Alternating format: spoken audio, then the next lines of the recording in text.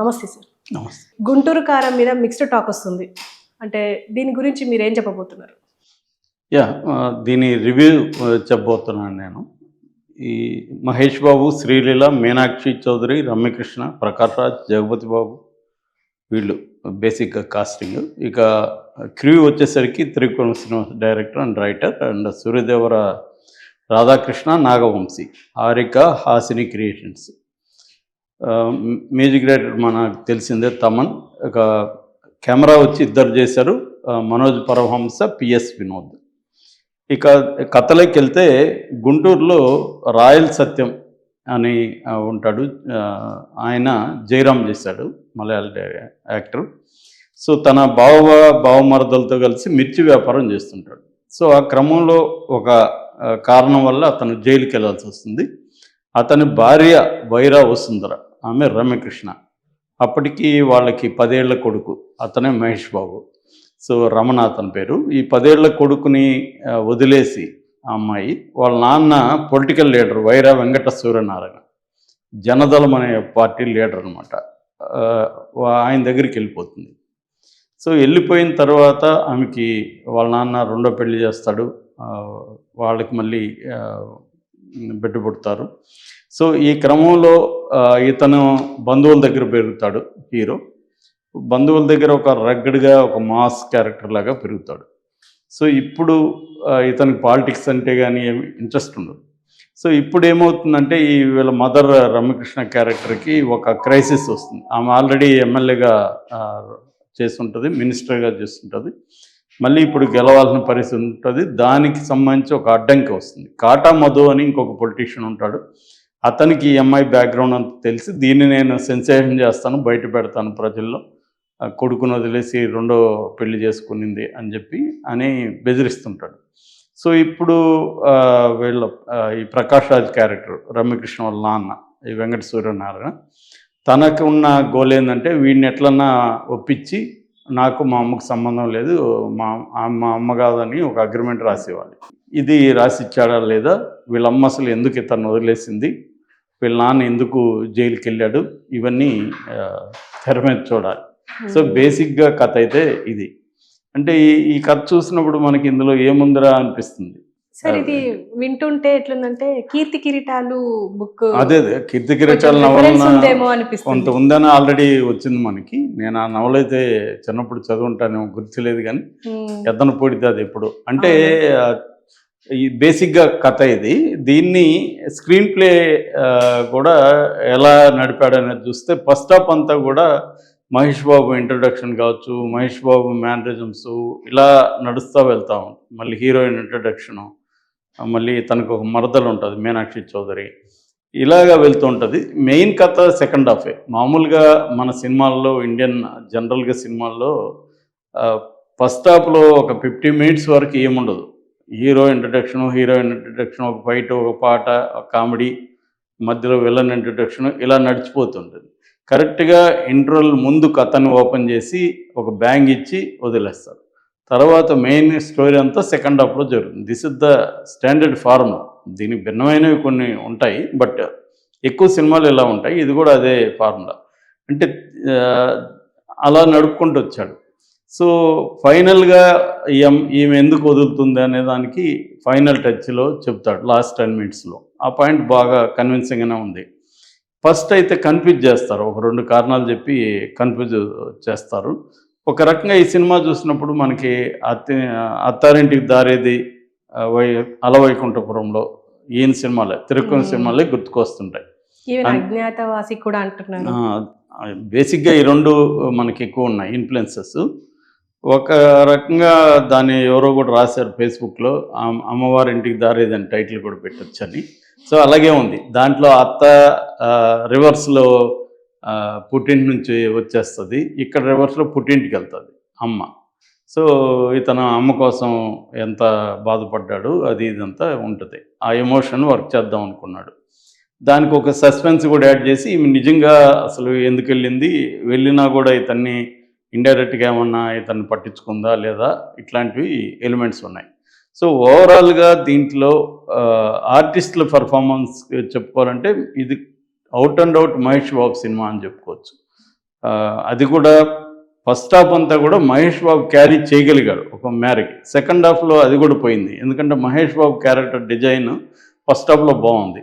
అతని మేనరిజమ్స్, అతని లుక్స్, అతని వన్ లైనర్స్, డైలాగ్స్ అవన్నీ కూడా చాలా బాగున్నాయి. అంటే మహేష్ బాబు ఫ్యాన్స్కి ఈ మధ్యకాలంలో ఎప్పుడు కూడా మహేష్ బాబుని ఇలా చూసి ఉండరు. రెండవ ఆస్పెక్ట్ డ్యాన్సులు. మహేష్ బాబు మామూలుగా మనకి పెద్ద డ్యాన్సర్గా ఎప్పుడు పేరు లేదు, కానీ ఈ సినిమాలో చాలా బాగా చేశాడు డ్యాన్సెస్. ముఖ్యంగా నిక్లెస్ గుల్స్ దానికి కానీ, తర్వాత కుర్చీ మడత పెట్టి ఈ రెండిట్లో తీసినట్టుగా చెప్పుకోవచ్చు. అంటే శ్రీలీలకి ఒక రకంగా కంపీట్ చేశాడు. మామూలుగా ఈ మధ్యకాలంలో మనం చూస్తున్నాం శ్రీలీలని డ్యాన్సుల కోసం పెట్టుకున్నట్టు ఉంది. ఈ సినిమాలో కూడా అదే కనపడుతుంది. ఆమెకి పెద్ద పెర్ఫార్మెన్స్ ఏమి లేదు, ఆమె కూడా పెద్ద పెర్ఫామ్ చేయలేదు, క్యారెక్టర్ కూడా అంత డిమాండింగ్ ఏం లేదు, కానీ డ్యాన్సులు మాత్రం ఆమె ఎరగదీసింది. మేబీ ఆమె ఇలాగే కంటిన్యూ అయితే మోనోటోనీ వచ్చేస్తుంది. కొంత పెర్ఫార్మెన్స్ కూడా ఉంటేనే లాంగివిటీలో హీరోయిన్లు నిలబడతారు. సో సెకండ్ హాఫ్లో కథ స్టార్ట్ అవుతుంది. విలన్గా జగపతి బాబుని పెద్ద ఎఫెక్టివ్గా వాడలేదు. ప్రకాష్ రాజ్ది సోసో క్యారెక్టరే. అంటే మనకి ఏది కూడా థ్రిల్ చేసే ఎలిమెంట్స్ ఏవి సినిమాలో లేవు. ఈ మహేష్ బాబుది కూడా ఎట్లా ఈ కథ ఒప్పుకున్నాడా అన్న అడుగుతున్నారు చాలామంది సినిమా చూసిన వాళ్ళు. ఎందుకంటే నిజానికి ఈ సినిమా బిగినింగ్ నుంచి కూడా రకరకాల పుకార్లు వచ్చాయి. మహేష్ బాబుకు నచ్చట్లేదని, ఫైట్ మాస్టర్లు మార్చారని, షూటింగ్ పోస్ట్పోన్ అవుతుందని, త్రివిక్రమ్కి ఇతనికి గొడవలని, ఇలా రకరకాలు వచ్చాయి. దాన్ని కవర్ చేయడానికి ప్రీ రిలీజ్ ఫంక్షన్లో ఐ లవ్ యూ సార్ అని చెప్పాడు. అప్పుడే డౌట్ వచ్చింది, ఎందుకు ఇంత ఎమోషనల్గా మాట్లాడుతున్నాడు, ఇది ఆఫ్టర్ ఆల్ ఒక సినిమా, కమర్షియల్ సినిమా, దీనికి ఇంత లైఫ్ అండ్ డెత్ లాగా ఎమోషనల్ అయిపోయి మహేష్ బాబు మాట్లాడుతున్నాడు ఏంటి అని చాలామంది డౌట్ వచ్చింది. సో ఆ డౌట్ ఇప్పుడు తీరింది అనమాట. అంటే సినిమా బాగాలేనప్పుడు వాళ్ళు ఇంకొంత ఎక్కువ చేసి మాట్లాడతారు, సినిమా బాగుంటే నిజానికి అంత మాట్లాడాలి. మళ్ళీ ఇప్పుడు అనుమానం ఉంది, అది ఇంత బజ్జి లేదు, కానీ అది దేశవ్యాప్తంగా ఇవాళ నెంబర్ 1గా సంక్రాంతి దీంట్లో నిలుస్తుంది ఖచ్చితంగా. కానీ దీనికి విపరీతమైన బడ్జెట్ క్రియేట్ చేశారు. గుంటూరులో పెద్ద ఎత్తున ప్రీ రిలీజ్ చేశారు. తను ఎప్పుడూ లేనంతగా ఎమోషనలైజ్ అయ్యి మాట్లాడాడు. నాకు అమ్మ నాన్న మీరే అన్నాడు ఆడియన్స్తో, ఇవన్నీ చేశాడు. గట్టిగా కొడుతున్నాం అని చెప్పాడు. సో ఇవన్నీ చూస్తే వాళ్ళకి కొంత అసలే వీళ్ళకి తెలియదా, సినిమా చూస్తే కథ వింటే తెలీదా అనిపిస్తుంది. నిజానికి మనకి ఎవరికైనా కథ విన్నప్పుడు ఇందులో ఏముందరా బాబు అనిపిస్తుంది. ఒక మామూలుగా ఉంది, దీన్ని త్రివిక్రమ్ శ్రీనివాస్ లాంటి వాళ్ళు చేయాల్సిన సినిమానే కాదు. నిజానికి గత 2 సినిమాలు ఇతనితో చేసినవి, అతడు కానీ కలేజా కానీ, 2 కూడా చాలా మంచి సినిమాలు. కలేజా హిట్ కాకపోయినా కూడా మెల్లగా స్లోగా అది ఎక్కింది. సో చాలామందికి అతడి కంటే కూడా కలేజా ఇష్టం అనమాట సినిమాలు రెగ్యులర్గా చూసేవాళ్ళకి. ఇంకా అతడైతే నాకు తెలిసిన వాళ్ళే 100-200 సార్లు చూసిన వాళ్ళు చాలామంది ఉన్నారు. అన్నిసార్లు అది చూసినా కూడా బోరు కొట్టదు. ఇది అంటే త్రివిక్రమ్ శ్రీనివాస్లో ఉండే మేజర్ బలం డైలాగ్స్. తర్వాత ఏంటంటే అతను తెలుగు నేటివిటీకి సంబంధించిన ఫ్యామిలీ డ్రామాస్ తీసుకుంటాడు, అది కూడా నవల్స్. అతను ఏంటంటే నేను అతన్ని ఒకసారి ఒక 40 నిమిషాలు ఇంటర్వ్యూ చేశాను. అప్పుడు అతను చెప్పింది ఏంటంటే ప్రతి క్యారెక్టర్ని క్లవర్గా లేకపోతే ఒక ఇంట్రెస్టింగ్గా మాట్లాడే విధంగా నేను తీర్చిదిద్దాను, దాని మీదే డిపెండ్ అవుతాను నేను అని చెప్పాడు. రెండవది అతను ఒక బ్రాహ్మణ సంప్రదాయంలో పెరిగిన ఇది, దాంట్లో సెటైర్లు ఉండడం, డైలాగుల్లో పంచులు ఉండడం, ఇవన్నీ ఎడ్యుకేటెడ్ బ్రాహ్మణ్ కొన్ని రకాల ఫ్యామిలీస్లో ఉంటాయి. దాన్ని సినిమాల్లోకి తీసుకొచ్చాడు. అది బిగినింగ్ ఇంట్రెస్టింగ్ అనిపించింది. రెండవది ఏంటంటే అతనికి లెండింగ్ లైబ్రరీలతో బాగా అలవాటు. అప్పట్లో 80s ఎర్లీ 90sలో లెండింగ్ లైబ్రరీ కల్చర్ ఉండేది ఊరూరులో, స్మాల్ టౌన్స్లో కూడా. అంటే అప్పట్లో ఒక పావలా లేకపోతే ₹1 రెంట్కి ఇస్తారు నవల, దాన్ని చదివి మళ్ళీ ఇచ్చేయచ్చు. మ్యాక్సిమం ₹1 ఉంటుంది అంతే. రెంట్ల లైబ్రరీల కంటే కూడా రెంట్లలో దొరుకుతాయి అన్నమాట పుస్తకాలు. డిటెక్టివ్స్, ఈ నవల్స్ ఎక్కువ పాపులర్. చాలా చోట్ల ఉండేది. చిన్న బంక్ అంటారు, బంకు పెట్టుకొని వాడు సిగరెట్లు అమ్ముకుంటూ ఇవి కూడా పెట్టుకుంటాడు అనమాట. అట్లా ఈయన అక్కడ ఈ నవల్స్ ఎద్దనపూడి, ఆదిరెడ్డి సులోచన, ఎద్దనపూడి సులోచన, కౌశల్యదేవి ఇలాంటి వాళ్ళు చాలా పాపులర్. సో దాన్ని తను అడాప్ట్ చేసుకున్నాడు. సో ఈవెన్ ఆ సినిమాలో కూడా మీనా సబ్జెక్ట్ని ఆయన తీశాడు. ఆల్రెడీ మీనా కృష్ణతో ఆమె తీసింది, విజయ నిర్మల.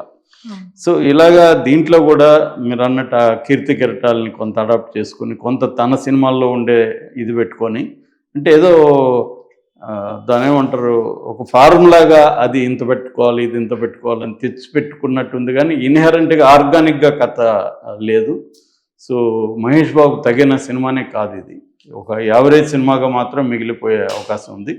ఈవెన్ ఫ్యాన్స్ కూడా పెద్దగా నచ్చే అంశాలు దీంట్లో మహేష్ బాబు వరకు ఓకే, ఆయన లుక్స్ అదంతా ఓకే, కానీ ఇవాళ ఫ్యాన్స్ కూడా దాంతో సాటిస్ఫై అయ్యే పరిస్థితి లేదు. ఎందుకంటే అందరూ కూడా పాన్ ఇండియా సినిమాలు చేస్తూ డిఫరెంట్ కథలతో డిఫరెంట్ అప్రోచ్ వెళ్తున్నారు. సో మేబీ ఇంకా they have to wait for Rajamouli cinema, అంతవరకు ఇంక వెయిట్ చేయాల్సింది. సో దీంట్లో ప్లస్లు చెప్పుకోవాలంటే ఇందాక చెప్పినట్టు మహేష్ బాబు లుక్స్, 2 సాంగ్స్, ఈ టైటిల్ సాంగ్, తర్వాత కుర్చీ మడత పెట్టి, దాని తర్వాత 1 liner dialogues, last 10 minutes. Minus చెప్పాలంటే కంప్లీట్గా స్టోరీ, డైరెక్షన్ 2 కూడా మైనసే. తర్వాత క్యారెక్టర్స్ని ఎక్కడ కూడా ఏ క్యారెక్టర్ని ఫుల్ ఫ్లెడ్జ్డ్గా డెవలప్ చేయలేదు. ఇక తమన్ మ్యూజిక్ కూడా బాగా డిసప్పాయింట్మెంట్. ఆ 2 సాంగ్లు అది కూడా కాపీ సాంగ్లే. అవి కాకుండా మిగతా సాంగ్లు ఉన్నాయి, పరం బోరింగ్ ఉన్నాయి. బ్యాక్గ్రౌండ్ స్కోర్ అసలు బాగాలేదు. ఇంటర్వెల్ ఫైట్కి కొద్దిగా పర్వాలేదు అక్కడ మాత్రం, అంతే. అట్లా 2-3 చోట్ల తప్ప బ్యాక్గ్రౌండ్ స్కోర్ కూడా చాలా డల్గా ఉంది. అంటే మేబీ గత సినిమాతో అలవైకుంఠపురం మ్యాజిక్ని మళ్ళీ రిపీట్ చేస్తాడని అతన్నే పెట్టుకున్నాడని చెప్తున్నారు. నిజానికి అతడు వద్దని చాలామంది అన్నారని, ఎవరు, తమన్ని. కానీ త్రివిక్రమే ఇన్సిస్ట్ చేసి పెట్టుకున్నాడని చెప్తున్నారు. అది దారుణంగా ఫెయిల్ అయింది. సో ఓవరాల్గా యావరేజ్ సినిమా. నా రేటింగ్ 2.25 out of 5.